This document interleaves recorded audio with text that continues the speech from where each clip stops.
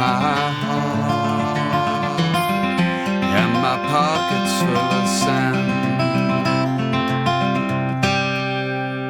The Eva Cassidy version of this Gordon Lightfoot song is really quite different from the original. It's in a different key and there's a different feel. He played it with a capo on the 3rd fret, but then chords as if he was in D, so actually that comes out as being in the key of F. She had her capo on the 5th fret and played chords as if in the key of G, which means that in fact she was in the key of C. And he played 16th strumming on a 12-string guitar, whereas of course she's got this slightly furious Travis picking stuff going on. And that's going to be the bulk of this video, is getting that Travis picking under our fingers. So let's look at the picking straight away, and then we'll start to carve out the various sections of the song. Now, the picking itself is actually quite straightforward, but it's fast. So if you're quite new to finger picking or haven't played much Travis picking, this might not be the video for you. But if you really want to kind of get under the hood and look at all the nooks and crannies of what she did on the original, then this is the place to be. The basic pattern is moving from the bass note to the 4th string with the thumb. So for G, I'm moving from the 6th string to the 4th string. I'm alternating that with the 2nd and 3rd strings played with the 1st and 2nd fingers. So my 2nd finger's up on the 2nd string and my 1st finger's down on the 3rd string. So for G, I'm going to pick the 6th string with my thumb, come up to the 2nd string, then I pick that with my 2nd finger as the outside pair. Then I'm going to come up to the 4th string, which is right next to the 3rd string, obviously, but that's a feature of this Travis picking. So, 6th string with the thumb, 2nd string with the 2nd finger, 4th string with the thumb, 3rd string with the 1st finger.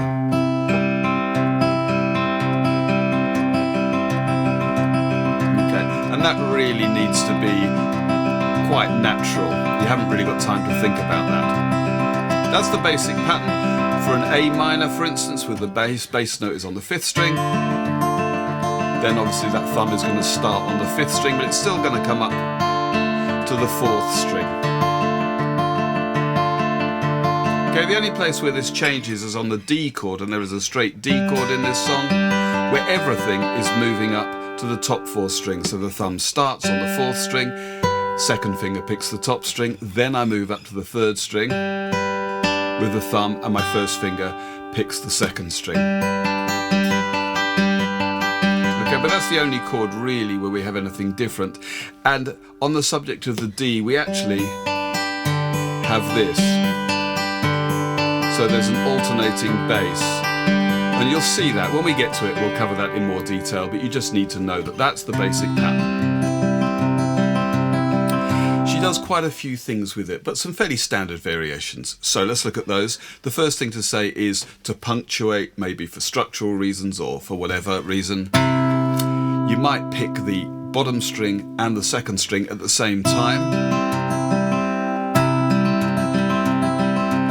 That kind of thing. Alternatively, you might delay that 2nd string note so that it coincides with the 2nd thumb note.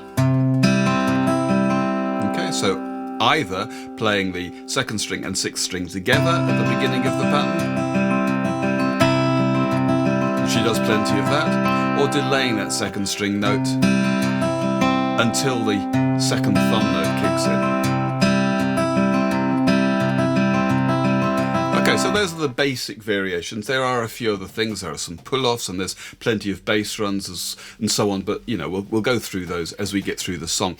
One thing to say before we get on then, there's a lot of this. There's G, moving to C over G, so I'm just putting my 1st and 2nd fingers where they would be for a C chord, but my 3rd finger is still down on the 3rd fret of the bottom string, and then going to this, G5.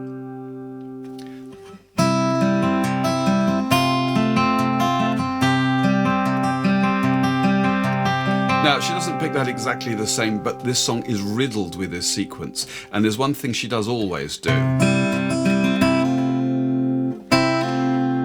Okay, she hammers on the 1st finger onto the 1st fret of the 2nd string, and that 2nd finger to the 2nd fret of the 4th string to create the C over G. Okay, so you really hear that note on the 2nd string forming that C over G. You don't hear the fourth string note straight away so much. A bit, because you're not picking it, but then as we come up with the thumb to the fourth string, you hear that. Okay, that happens a lot in this song. So that needs to become a habit. Another thing, and there are a few details, but this one again is worth pointing out individually. We have this chord, C, but with an open fourth string, and often that moves to G like this. She keeps that first finger on the second string just a little bit longer than you'd normally, and then pulls it off as we get onto the G chord. So for instance, we get this.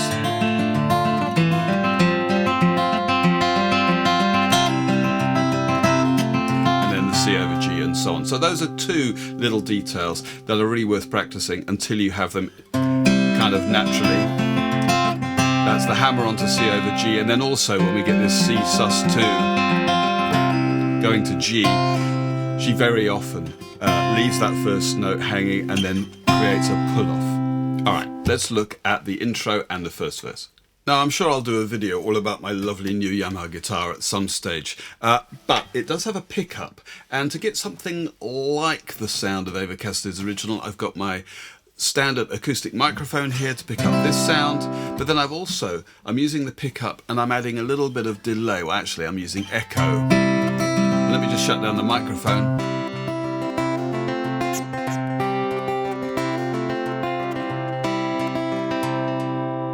And you can hear with a combination of the acoustic sound plus the pickup. I mean, the pickup sound on its own, it's not very acoustic-y. It's kind of, well, you know, semi-acoustic. So that's the sound she had. But that does make a little bit of difference, and that's something that I'd want to do if I were playing a faithful rendition of this song. That's quite handy. Anyway, okay, look. We begin with this G to G over C. Now we get D over F sharp. 2 beats of each, C sus2, and then we get our pull off. And then we begin the verse. So there's 4 bars altogether.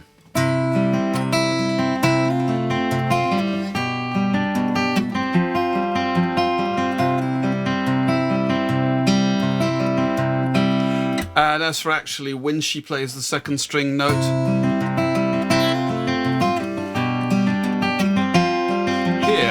I think on all of these chords, she begins the chord with that pinch, that is the second string and the 6th string together, or the bass string together.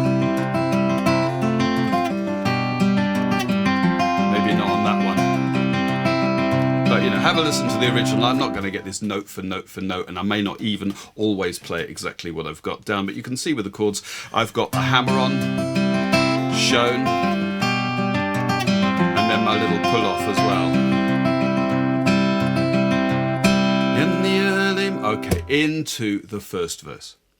Now what happens here is we begin with a bar of D, in the early morning rain, with that alternating bass. So the thumb is actually going 4, 3, 5, 3, 4, 3, 5, 3, the proper Travis picking with alternating bass. In the early morning rain. And she stays on it an extra half a bar. Whether that's a mistake or whether that's just how she wanted to do it, I don't know. She was quite capable of playing exactly what she wanted to do. In the early morning rain, with a dollar in my hand. I mention it only because in every other verse it's a bar of D, and then we get straight onto the C sus2. Anyway, that's that. And to get into it from the end of the intro, we're on our 2 bars of G at the end of the intro.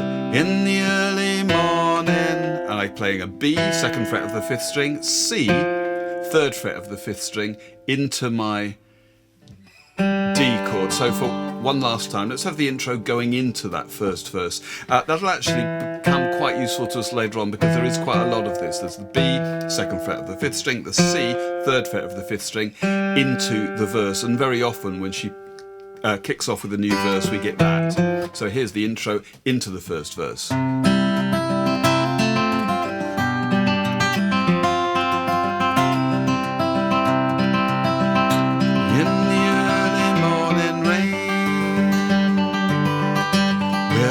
colour in my hand. Hammer on G5, and an aching in my heart. Okay, the second line now. A minor, and I should say this is the short verse. There are 4 verses. The first verse is only 12 bars long, so we're getting there. A minor, and an aching in my heart, and my pockets full of sand.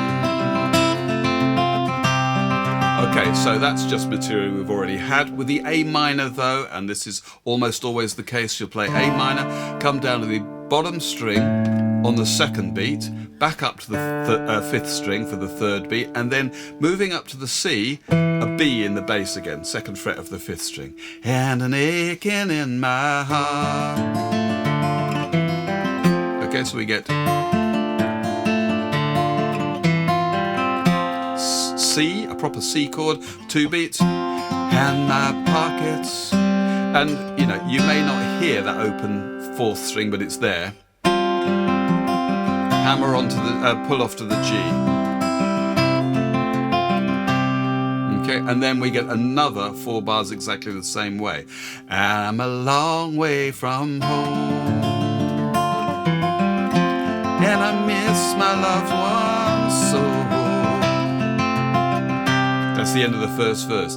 In the early morning rain. And we're into the second verse. Okay, well, this is going to be a little bit tedious going through all of this, but, you know, it needs to be done. Verse 2 is longer. It's 20 bars long. It's the first 12 bars that we've had, plus another 8 bars tacked on the end, and we'll get to that in a moment. But there are a couple of little deviations. Whereas in the first verse we had a bar and a half of D to begin with, she actually moves on to the C sus2 after the first bar. In the early morning rain, with no place to go, out on runway number. And more importantly, rather than going to A minor now in bar 5, she goes to D again, and she holds that for a bar and a half. That's really the only difference. Out on runway number 9, big 707 set to go, I'm stuck here on the ground. Now it's just the same, where the cold winds blow. Okay, that's exactly the same. The final 8 bars of this, we go to A minor again. You can't jump a jet plane like you can a freight train, so I best be on my way as I walk up to D in the early morning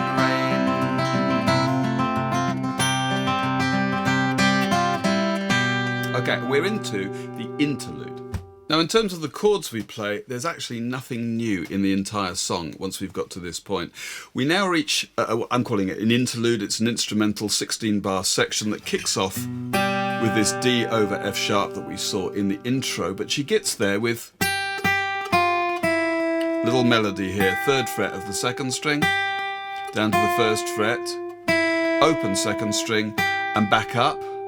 And she'll do that because the end of the second verse is on the G.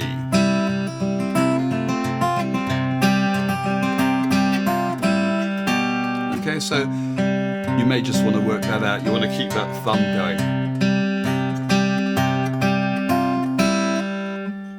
That kind of a thing. In the early morning rain.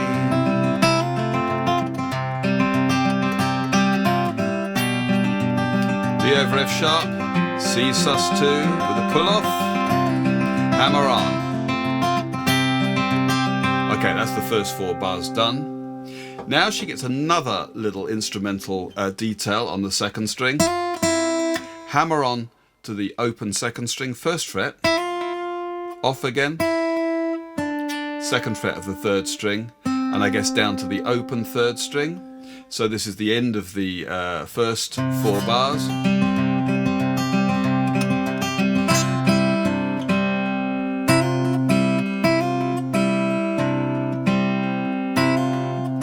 See that? Okay, that's the first 4 bars done. We're into A minor and we get this next 4 bars twice.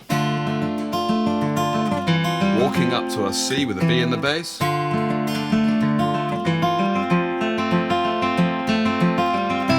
All the stuff we've looked at already. Except to say, and it's maybe a detail too far, but when we get to the C chord, she actually picks the top string there. You can hear it. So.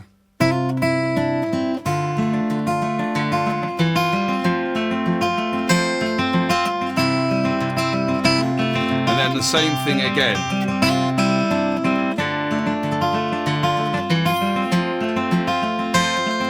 And this time, there's that pull off as well. Walk up to D, C sus2 with a pull off. Hear the mighty engines roar. And finally we reach the third verse. There's third verse and fourth verse, then a little outro, and then we're done. So if you've made it this far, well done. Okay, let's look at the third verse if we really need to. It's 16 bars, so it's kind of a bit longer than the first verse. I'll just play it through. I don't think there's anything new here at all. Yeah, in fact, I've just looked quickly and I can see there's no new material at all in the final two verses. Plus, they're identical to each other in terms of what the guitar does. It's probably easiest if I just play them through. Hear the mighty engines roar. See the silver bird on high. She's away and westward bound. Far above my home she flies. Would love to sing this like Eva Cassidy. When the morning rain don't fall and the sun always shines, she'll be flying past my home in about 3 hours time. So that's verse 3. In the early morning rain, verse 4. With $1 in my hand and an aching in my heart, and my pockets full of sand. I'm a long way from home, and I miss my loved ones so. In the early morning rain, with no place to go. In the early morning rain. And that marks the beginning of the outro. So it feels like yet another verse, but we're very nearly done. In the early morning rain, with no place to go. Very familiar, C over G, but this time we go straight to a D over F sharp here for 2 beats. C sus2, there's a pull off to our G, and the final couple of bars we get G for 2, A minor for 2, D over F sharp again, C sus2, and we end on G5. But I'm pretty sure she adds a note on the top string here, so she must be fingering it this way. I've got my little finger on the 3rd fret of the top string and my 3rd finger on the 3rd fret of the 2nd string. So we get that kind of D5-y stuff at the top of the chord. So let's just have the outro. The C sus2, just before we finish, she emphatically plays the very standard Travis picking pattern like that. There's no pinch or anything. Anyway, in the early morning rain, with no place to go. Hammer on, D over F sharp, C A sus2, pull off A minor, D over F sharp. Okay, and that will have to do. All right, I'm going to have a playthrough of the whole thing. Obviously, she played this just solo with guitar. I've made a little piano, bass and drums backing track just to keep me honest. Thanks very much for watching. Hope you enjoyed that, and hopefully see you on the next one. 1, 2, 3, 4.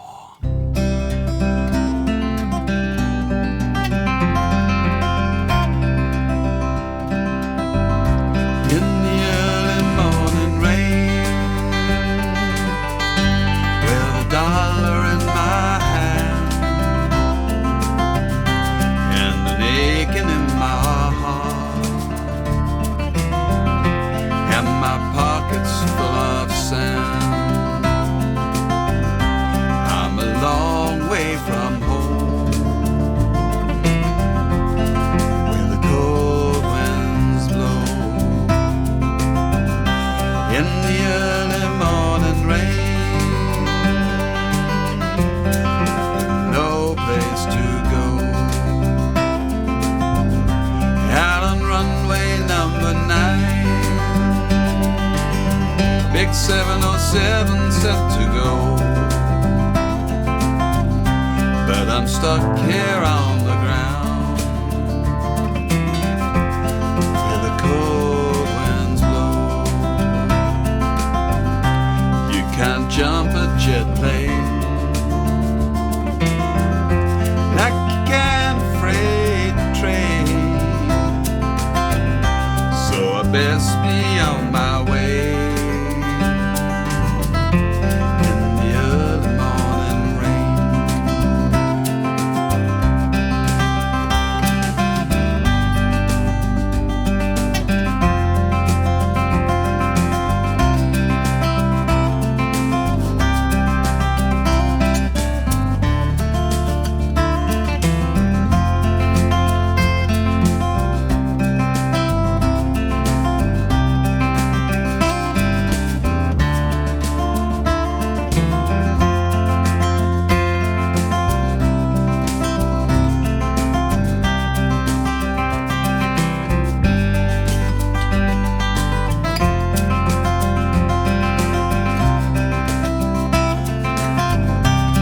The mighty engines roar, see the silver bird on high. She's away and westward bound, far above my home she flies, where the morning rain don't fall and the sun always shines. Flying past my home in about 3 hours' time, in the early morning rain, with $1 in my hand and an aching in my heart, and my pockets full of sand.